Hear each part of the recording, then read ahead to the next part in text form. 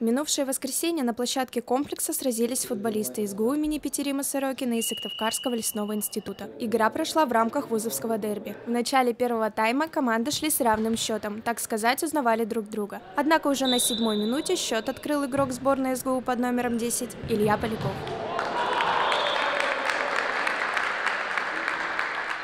Всего футболисты отыграли 2 тайма по 25 минут. По итогам первого счет был 1-0 в пользу команды СГУ. Во втором тайме гол забили уже на 1-й минуте. На этот раз очко ушло в пользу лесного института. Счет сравнялся и игра продолжилась. Завершилось состязание со счетом 2-4 в пользу команды лесного института. Довольно все. Ну, второй гол можно было, конечно, не пропускать. А так установка была на игру, что в первый тайм сыграем, посмотрим от их игры.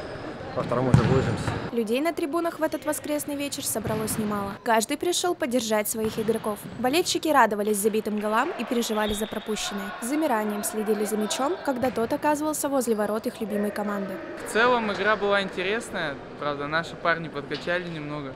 Но ничего страшного, думаю, первая игра, дальше только будет лучше.